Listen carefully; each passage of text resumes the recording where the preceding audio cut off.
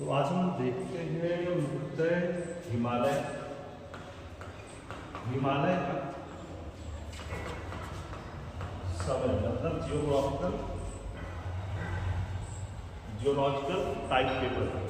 अगर geological time table की बात करें तो इसको कहते हैं समय भूगर्भिक समय सारणी। अगर हिमालय उत्पत्ति के बारे में देखें भूगर्भिक समय सारणी तो हमने आपको क्लास में बताया रहा होगा पहले का कि सबसे पहले क्या पड़ता है ईओन, इसके बाद एरा, इसके बाद है पीरियड, उसके बाद है इपोक। अगर देखा जाए तो यह यूनिट किस तरह से है, यह यूनिट बिल्कुल ऐसे ही है जैसे सबसे बड़ा कौन है, भारत है, भारत देश। उसके भारत किससे बना है, स्टेट राज्यों से मिलकर बना है। राज्य किससे बने हैं, जिलों से मिलकर के बने हैं। और जिले किससे बने हैं, तो गांव से मिलकर बने हुए हैं। यह बिल्कुल इसी तरह से है जैसे एक भारत है, एक भारत में कई सारे राज्य हैं। ऐसे यून है, यून में एरा आता है, एरा में पीरियड आते हैं, पीरियड में इपोस आते हैं। अब अगर हिमालय उत्पत्ति की बात हम करते हैं तो सबसे पहले हमें मिलता है यून में एजोई की विशेषता क्या है, इसमें जीवन की उत्पत्ति नहीं हुई थी, यहाँ पर जीवन नहीं पाया जाता। अब अगर जीवन नहीं पाया जा रहा है तो यहाँ पे एजोई की सबसे पहले हमें मिलता है प्री कैम्ब्रियन मिलता है। इसमें प्री कैम्ब्रियन में 4 तरह की संरचना बनती है।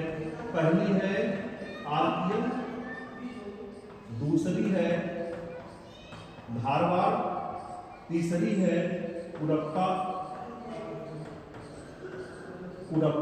और चौथी है बिलियन।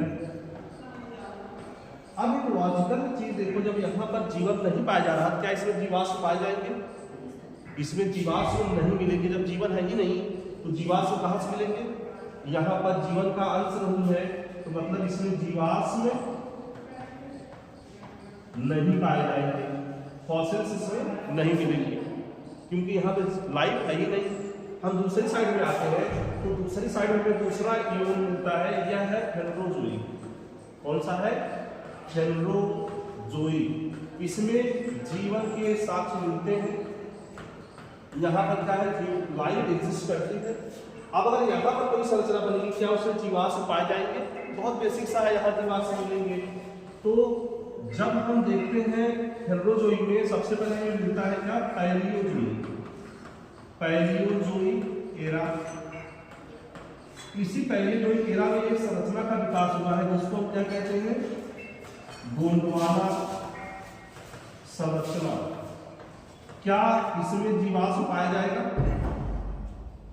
क्योंकि यहाँ पर लाइफ है इसलिए यहाँ पर फॉसिल्स पाए जाएंगे। इसके बाद हम आते हैं कहाँ पर, मेसोजोई एरा।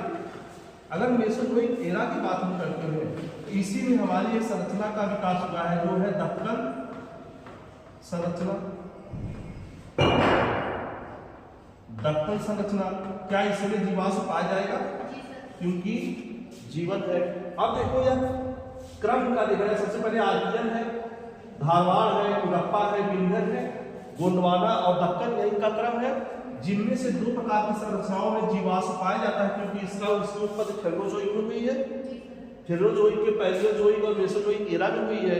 वहीं पर जब हम देखते हैं इन चारों को, इनकी उत्पत्ति कब हुई है, प्री कैम्ब्रियन में, किसके, एजोई के, जहां पर जीवन एग्जिस्ट, लाइफ एग्जिस्ट करती नहीं है, जीवन नहीं होता, इसलिए यहाँ पर जीवाश्म नहीं पाए जाएंगे। अब हमारा बेसिक सा मुद्दा है कि हिमालय की उत्पत्ति कब हुई थी। अगर हिमालय की उत्पत्ति की बात करें तो हम सबसे पहले देखते हैं सेनोजोई एरा। इसी सेनोजोई एरा में हमें मिलता है क्या, टर्शियरी युग, जिसको हम तृतीयक युग भी कहते हैं। और यह युग हो गया पीरियड, जब इससे आगे बढ़े तो हमें इपोक मिलेगा। इसी में सबसे पहले हमें मिलता है क्या, पैलियोसीन। इस पैलियोसीन में किसका, टेथिस का संकुचन होता है। इसके बाद मिलता है क्या, ईओसीन। इस ईओसीन में सबसे पहले विकास किसका होता है? IPSZ, मतलब इंडस साल्टोस। अच्छा, जो जब यह प्लेटें आपस में टकरा जाती हैं, प्लेटें टकराने के बाद में सबसे पहले जो फाल्ट बनता है इस तरह से नीचे की ओर, यह क्या है? यह है IPSZ, इंडस साल्टोस। अच्छा, जो इसके बाद हम आते हैं ओलिगोसीन। ओलिगोसीन में हम दो तरह से देखते हैं इसको। अब जब ये नीचे एक बार दबा ये IPSZ बना है, इसके ऊपर जाएंगे क्या बनेगा? यह बनेगा ग्रेटर हिमालय या बृहद हिमालय। जब ऊपर मुड़ेगा तो यहाँ पर एक हिमालय का निर्माण होता है, जिसको कहते हैं बृहद हिमालय, और नीचे एक फाल्ट बनता है जिसे कहते हैं MCT, जो यहाँ पर नीचे आकर के बन रहा है फाल्ट, यह क्या कहलाएगा? MCT। इसके बाद हम आते हैं मायोसीन। इसमें भी जब MCT बन चुका फिर से फाल्ट के ऊपर ये फोल्ड होगा ऊपर, यह बनेगा कौन सा? लघु हिमालय। और जब यह नीचे आएगा तो फिर से फाल्ट बनेगा जो क्या होगा? MPF, main boundary fault. तो यहाँ पर बनेगा क्या? MPF। इसका निर्माण कब हुआ? मायोसीन में हुआ। अब अगर इसके बाद आते हैं तो हमें लास्ट में मिलता है क्या? प्लायोसीन। इसी प्लायोसीन में किसका निर्माण हुआ है? शिवालिक का निर्माण यहाँ से शुरू हो जाता है, और पहले प्लायोसीन बाद पीछे मिलता है प्लिस्टोसीन। यह प्लिस्टोसीन वह टाइम है जब से अब तक वर्तमान तक हिमालय की सारी कंडीशंस, हिमालय की सारा स्ट्रक्चर मिलता है, और शिवालिक का भी यही पर निर्माण होता है। अब जो एग्जाम में क्वेश्चन पूछता है कि हिमालय की उत्पत्ति कब हुई थी, तो सबसे पहले टर्शियरी युग में हुई थी। एग्जाम के लिए बहुत इंपॉर्टेंट यही है।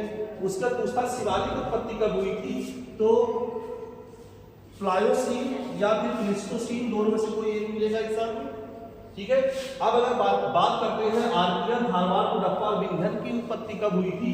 यह प्री कैम्ब्रियन में हुई थी, जहां पर फॉसिल्स जीवाश्म में नहीं पाए जाते हैं।